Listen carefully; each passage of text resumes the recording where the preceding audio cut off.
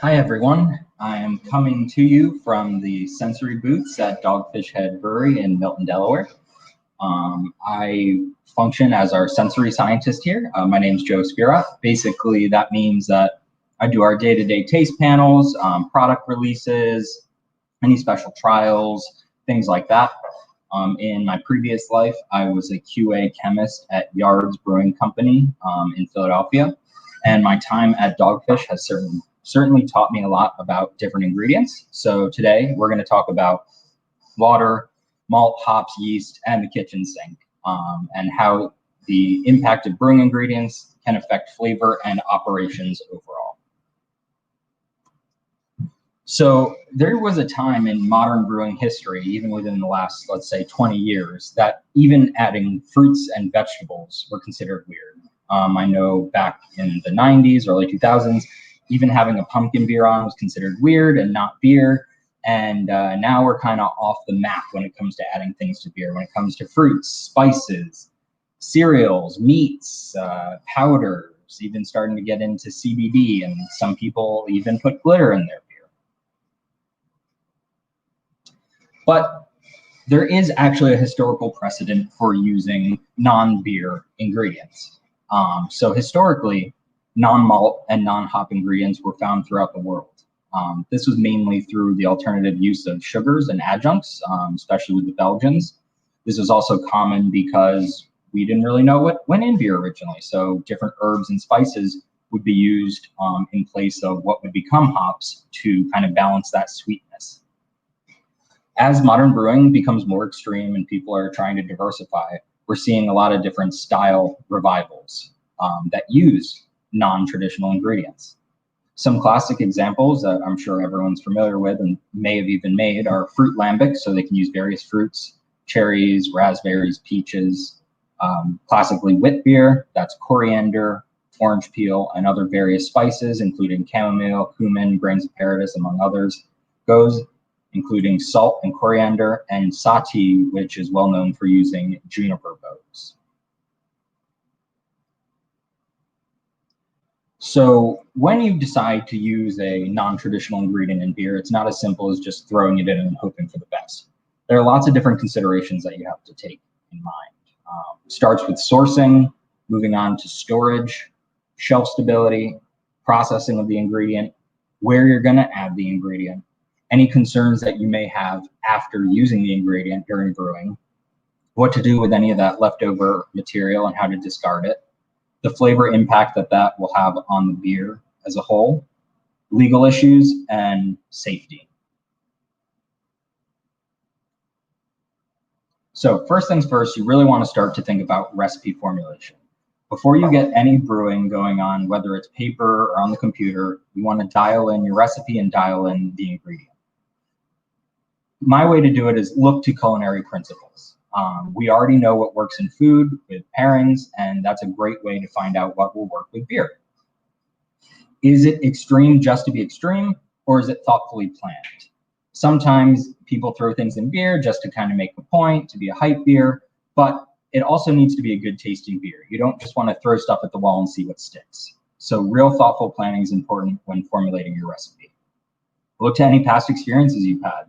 Any failures or victories on your own part, make sure to keep logs of this so you know what works and doesn't work.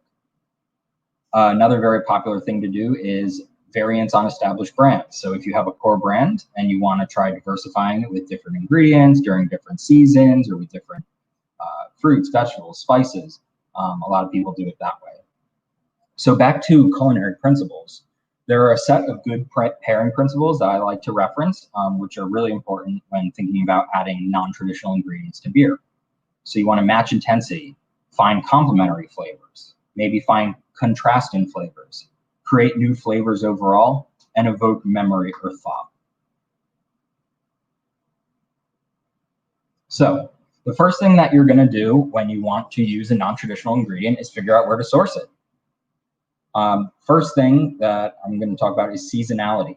So a great example of this is we make a spruce tip IPA.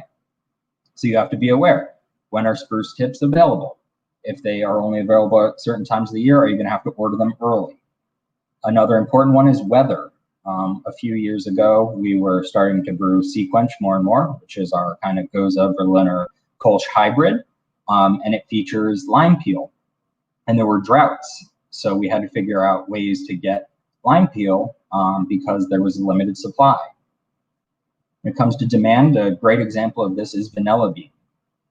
Kind of related to cost, as more and more brewers and more people in the food industry, cosmetics, anything demand it, the demand goes up, so the price is also going to go up, and it becomes harder and harder to find. Availability, another classic with Sequench, is it has black limes in it. And before we brewed this beer, there wasn't really a readily available source of black limes. So we had to work with suppliers to make sure that we could get it on a regular basis and that we wouldn't end up buying out just whole warehouses of black limes without having future planning. Consistency is obviously important with all ingredients, especially if you're making more than one batch. If it's a one-off, that's a different story, but if you're going to make several batches, especially over time, you need to consider that your ingredients are consistent. One place that this is relatively important is with spices. A lot of the time you'll see variation. So something like pumpkin ale, cinnamon, nutmeg, allspice. You want to make sure batch to batch and year to year that you're getting the same level of those spices and that your product is consistent so consumers come back and know that they're always getting the same thing. And then cost. Cost is a huge driver when it comes to ingredients. Making considerations whether to use a specific type of ingredient or not. One example for Dogfish Head is the use of saffron in Midas Touch. It's our ancient ale. It's a very expensive ingredient, and we continue to want to use it, so we know that's something that has to be budgeted for and planned for in terms of sourcing. After you've decided where you're going to source the ingredient from, you want to start to think about what form you're going to use it in. And there are several different ways, so I'm going to go through and kind of give a pro and con to both. These are just my opinions. Everyone has their own experience with things, but these are just kind of what I've observed. So fresh, a lot of the pro is it's local. It's great for collaboration, partnership. It's a good story. It feels authentic. You can get a lot more variety. Potential cost could be lower, and you know exactly where it's from. Again, part of the story, but also part of the quality. I know that this apple came from the farm down the road from the brewery. On the flip side, availability could be not. You could have problems sourcing the same things over and over. It depends on the weather. You may have to process them to get them into usable forms. They're not as consistent, not a long shelf life. There may be solids, and they are huge contamination risk if they're used at any point where the brewing process is considered fragile. Another potential form is frozen. With frozen, there's no seasonality, so should be available at all the same times of year, and there's less contamination risk due to the processing it got to that point. However, there may be some flavor loss. You may have to start to think about storage space or cost if you don't have a whole huge cold box, and consider that a lot of frozen food products will also have additives included, which will then make it into your beer. A really popular example to use for ingredients is puree. So easy to work with, it's available, it's consistent, and it's aseptic. So it can kind of be used at any point along the process without any major concerns. A negative impact would be that it's expensive, it weighs a lot, you need to make sure you have a steady source of it. Again, with the storage, especially if you're getting it in bulk delivery in drums, you need to find somewhere to store it. And there is the potential for solids. Concentrate is easy, consistent, less storage and aseptic, but can result in some flavor degradation, higher costs, unknown origins, and there is potential for pectin in your final beer product, which could lead to different appearance problems. A dehydrated form of an ingredient would give you concentrated flavor, less storage, lower cost, and less water added overall, but you could have difficulty extracting flavors. They may degrade over time. There's not really a ton of consistency. Origins are questionable again, and you could have solids. Freeze-dried or light, stable. You could use less, and there is less water, but again, it comes down to cost, consistency, and origin. Powdered ingredients are easier to use, fast flavor extraction, and you typically don't need a lot of it to get bang for your buck. but can become costly, and that's another thing you're going to need to monitor for consistency. Finally, extract and essence are potentials for adding flavors to beer. They're simple, convenient, easy to store, come in a jug, low cost, but a con is that you're going to lack that flavor authenticity. You're not really going to be able to market it as this is brewed with raspberries or real fruits. And this may affect your labeling, whether it's on a bottle or can or keg. You may need to label your beer with natural flavors and not with the ingredient that you're trying to achieve flavor with. So here's kind of a snapshot example. Let's say you wanted to brew a beer with peaches, and you have three options: fresh, puree extract, or WAMF. WAMF is called with other natural flavors. Basically, it's a natural extract that has other flavors that aren't necessarily that fruit. So let's say if we were going to do something with a strawberry or cherry, and you use WAMF, that wouldn't just have natural extract from the strawberry or cherry, it would also have other red fruits in there. Basically, our monkey brains taste and smell these red fruits and automatically assign it to what the major ingredient is. So it kind of adds that back sweetness and back level to it without being purely extracted from that fruit. So a fresh ingredient would be your peach picked off the tree in full form. It's fresh, it's real, it's natural, but it is labor intensive to get it into a usable form. It's going to be inconsistent from fruit to fruit, let alone from tree to tree or orchard to orchard. It's seasonal. It may have a higher cost depending on how much you're going to use of it. If it's very little, that could be a pro on low cost. There's a high potential for spoilage, and depending on where it's used in the brewing process, you may get some color or flavor degradation. Puree or extracts are low cost, easy to use. However, they can cause filtration issues. If the supplier isn't consistent, you may have some problems there.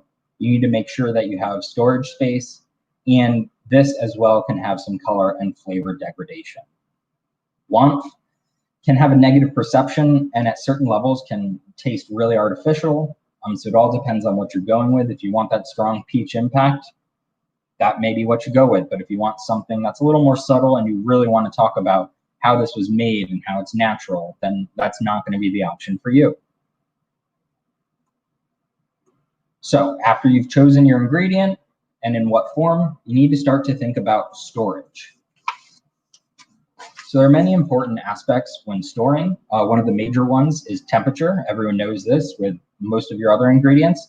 Cold slows down reactions, keeps your ingredients fresher for longer. Moisture content is another big deal. You don't want things getting too moist or not moist enough, depending on what it is. With a lot of spices, if any water or there's any moisture in the air, they'll start to clump up and might not be as easily usable. We had an issue with moisture one year when we were brewing that Spruce Tip IPA. We received a shipment a little early and had it in cold storage, and before we knew it, some mold started to form. So we had to ditch that whole batch of spruce and cut a brew from the schedule because no way that could be used. Light exposure is important, as we all know, with hops, but also other ingredients. Oxygen exposure can lead to oxidation, and that can be color change, flavor change. Things can darken due to oxidation. When thinking about this, think about your warehouse or your cold box footprint. If it's not something you can take on, you may need to get your ordering cadence set up right or have an external warehouse. Think about the shelf life of all of the products that you're using at any given time. And then with everything, good practice is FIFO, first in, first out. Use ingredients as they come in. Don't let them sit in storage and get old. So once you've kind of figured out what ingredient you're going to use, you may have to process it. And this could be a certain number of ways. So there's physical processing. Can a product be used in the form it's received? In the case of spices, are you ordering them as ground or powdered spices or whole and you have to grind them yourself? Are you cutting fruit or vegetables to add directly into brewing? One major thing when cutting or processing them on your own are the microbiological concerns. So it's important to use aseptic technique, that is, make sure that there's no spoilage bacteria or yeast that could get included on the ingredient. And this is mainly through natural flora, so yeast, bacteria, mold. So one year we made a beer that had an excessive amount of cantaloupes in it, and we were using real cantaloupe. So we actually had to soak them briefly in oxygenated water to kind of rinse the outside, because the outer rind of many fruits are covered in a ton of bacteria, yeast, and mold. I mean, grapes, that's where they're going to get their yeast from the natural flora on the skin. So we treated them in a way that we would know that when we weren't cutting, we weren't inoculating the fruit with microflora from the outside by striking the knife down. There may be chemical processing involved. So this could be adjunct gelatinization, pretty standard, enzymatic breakdown into a more usable form, or even sterilization. One thing that Dogfish is kind of well known for is chicha. So occasionally every few years we'll brew a batch of chicha. And the most recent one, I think, was 2 years ago. And so what happens traditionally is you chew on this purple corn, and the enzymes in your saliva are going to start to break down the starches in that corn into more usable form. So we actually had to do this at our last coworker Christmas party, holiday party, where we all handed a cup of corn and an empty cup and had to chew and spit before we would go in. And nothing to worry about. This is all pre-boil, so this is all sterilized, making sure everything is clean and food safe. So in all of these ways, you need to consider manual labor, time, and costs. If it's going to take extra labor to cut or to make sure that they're in a usable form, it may be worth your while to spend a little bit more money on the processed ingredient. So kind of related to when you're writing your recipe, it's important to think about the flavor impact. So I included this here because think about this once you have the ingredient in-house. So you've received it, you have it in its raw form, or you've processed it into whatever form you want to use it, and you need to decide in its form, is it going to be more of the prominent beer flavor, or is it going to be a subtle background note? Be wary of clashing flavors. Everyone knows the classic example of brushing your teeth and then drinking a glass of orange juice and that kind of nasty feeling. So if you get an ingredient and you're figured out, it's not really going to work, don't do it. You need to determine the potency of the ingredient. So this can be done several ways, just kind of smelling, tasting. If you want to make a tea out of it, you can soak known quantity of all of the different types or levels that you're going to use and to dial in what type or amount you want. Determine the medium. So if it's going to be powdered or if you're going to leave it in peel form, all depends on what your recipe is looking for. And it's always best to start small and scale up, because you don't want to do something and make a mistake and then figure out, oh no, this really doesn't work. Bringing me to my last point of it, don't release unacceptable beer. Sounds like it should be just common knowledge, but just because you've brewed the beer, it's been fermenting, I know there's money tied up in it, it is not worth risking your reputation if the beer is truly unacceptable or not to your standard. So you can now decide kind of where you want to add the ingredients. You could do it several ways, either hot side or cold side.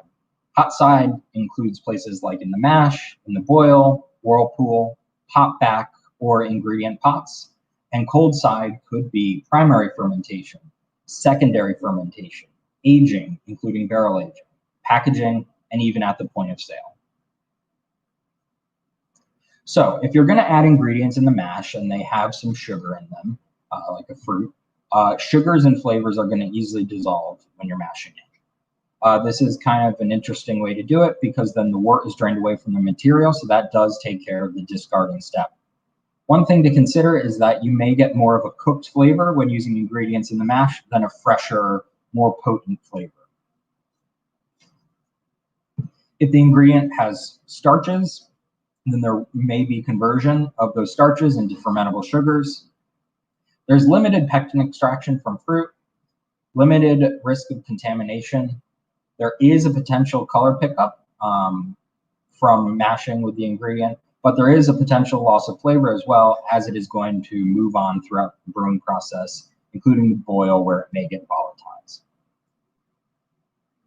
So the boil, as we know with hops, is potential for high flavor extraction and increased solubility. However, similarly with hops, if you add the ingredient toward the beginning of the boil rather than the end, and it has a lot of aromatic compounds, you may volatilize those aromas away. There's potential issues with haze derived from pectin and astringency in the form of tannins. And when adding in the boil, you need to consider the time of extraction, whether the ingredient's going to caramelize, will that add different flavors, will that even be a problem for your equipment, and how you're going to add it. Depending on the type of ingredient, you may also see a decrease in wort volume due to ingredient absorption, and down the road it may cause pumping or transferring issues if it's carried over. Next up, very common, especially with hops these days, whirlpool additions. Great spot for adding aroma and flavor. It's naturally going to remove, because of the process, the ingredient trube, but if it does get carried over and there are solids that come along, it will cause pump, transfer, and heat exchanger issues. A hop back or an ingredient pot is an easy way to control. Great with herbs and spices, can even act as a filter bed, but there are some equipment costs that come with this, and you do risk carrying over. So one anecdote that caused a problem here was with pumpkin ale. We have our allspice, cinnamon, whatever in there, and you need to be careful to clean really well, because if you don't, you can end up with a beer that's brewed after pumpkin that has cinnamon characteristics when it's not. And when that happens, you kind of need to decide, is this salvageable or is this a straight dump and a start over? There may be carryover problems, especially with spices. Spices like cinnamon are very hydrophobic. They like to clump. So they may get in crevices of equipment or in pipes and kind of linger there and just kind of dissolve with the next brew, which is not ideal if it is not meant to be the same. If you add ingredients during primary fermentation, there is a potential source of fermentable sugars. This could cause a very vigorous fermentation, blowing off and loss of aroma because it's just rapidly fermenting. The risk of microbial contamination is very high at this point, so you need to be careful with that. You also need to think about how this is going to affect overall yeast health. Is it going to cause stress in the production of off flavors? Is it going to cause fermentation issues? If you plan on harvesting this yeast, is that a viable option? Just all things to keep in mind when you're scheduling out your brews, especially if you're considering adding in funky ingredients along the way. In primary fermentation, you can add them in ports, secondary vessels, push them directly into the tank, or commonly recirculation with a dosing tank where you load the ingredients into a smaller dosing tank or another fermenter, just kind of cycle it through to dose it along the way. As with primary, but a little less, secondary fermentation lends to more flavor stability. There's an elevated contamination risk, as with primary fermentation. This is the ideal time for fruit addition. You're going to retain a lot of that aroma and flavor, but be sure to remove pits, stems, etc., because you can pick up some of those tannins. So it's ideal if you can, whether it's processed or you're doing it yourself, to cut and divide the ingredients. That's going to increase the surface area, allow for more extraction to occur. Adding at this point also limits any interference that you may have with primary fermentation. A final spot that you can add that a lot of people do is aging. So conditioning, this leads to more complex, delicate, smooth type flavors and aromas. It's a slower extraction. The flavors blend and soften. You may be using finings, and if you do, just keep in mind that it will help with clarity, but it may negatively impact color and flavor. It can bind to a lot of these compounds and drop out. There's potential aging for beer on ingredients in barrels. And be aware, as with every step along the way, there's microbial risk to this, and you just need to keep that in mind and monitor it. Now, this is an area where I'm not a huge fan necessarily of adding additional ingredients.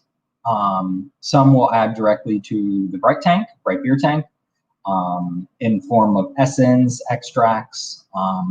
Again, if it's aseptic, then you are limiting your risk, but there still is always risk. Bottle conditioning, a lot of people do this with kind of corn sugar, brown sugar, molasses, maple syrup, or black treacle. You need to think about what your end goal is. If it's just carbonation, aim for something more like corn sugar. If you want more complexity and flavor, you can choose a different, more complex priming sugar.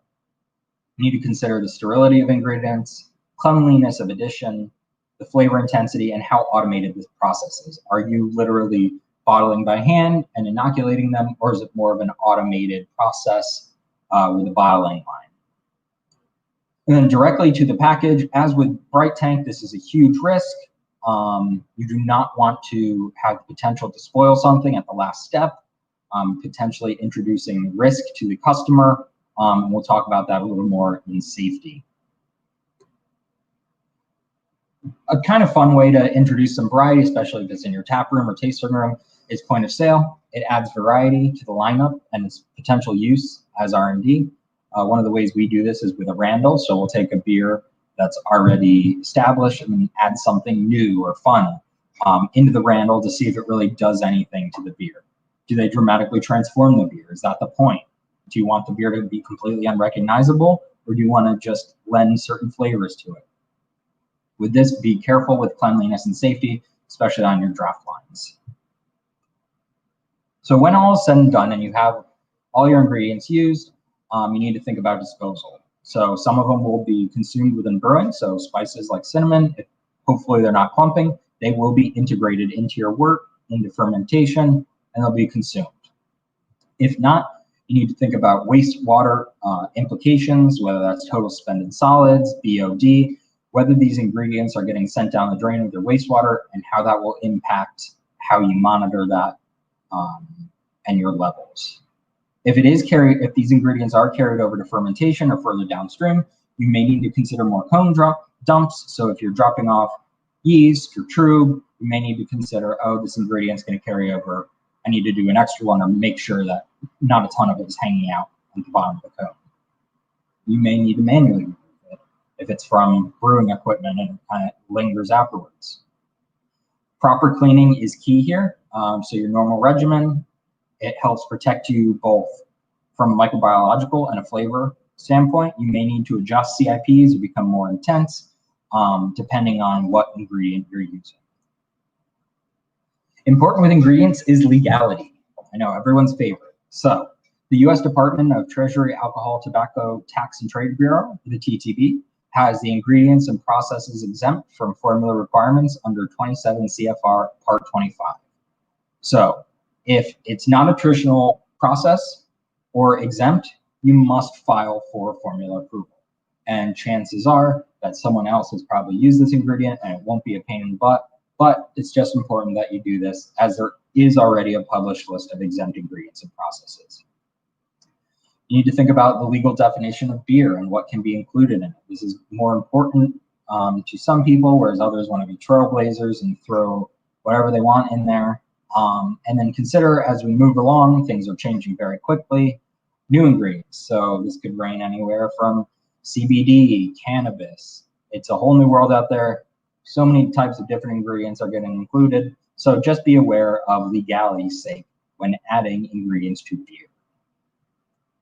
And finally, I'd like to argue most important is safety. And this is safety for your coworkers, safety for brewers, safety for consumers.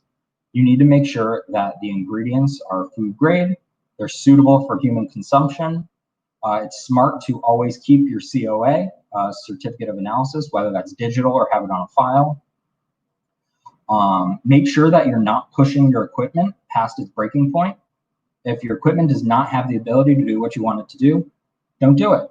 It could cause catastrophic failure and limit your brewing of your more standard beers. It's also important to do preventative maintenance and any specific maintenance that may need to be done after using specific ingredients. If you're using a beer that could be a potential allergen, or if you're concerned about vegan or vegetarian, that's something you need to consider if it's on your labeling. And As always in the brewery, use proper PPE, personal protective equipment. That includes eye, hand, foot, and in some cases, respiratory. So we brewed a beer with mace on our R&D system in collaboration with mace. And so we actually used capsaicin and the ingredients that would go into pepper spray. So while they were brewing, they used gloves, they had proper PPE, they had respirators, because just breathing this thing in is terrible, just burning eyes, burning throat, burning nose. When it got in the beer and it was actually dissolved, a little bit better, but we even went so far as to not serve in our standard glassware, in our tasting room, served in plastic, so we could just throw it away when it was done, so we didn't risk any potential capsaicin carryover. And finally, when it comes to your final product, I know everyone has heard stories of exploding cans, bulging cans. We should not aim for this. It all comes down to smart decision making. When you're adding ingredients, your quality program, it is not worth the risk to put something out on the market if you do not think that it is safe or that will cause problems. So that's it for me. Thank you guys for listening to my presentation, and I can open it up to any questions if you have any.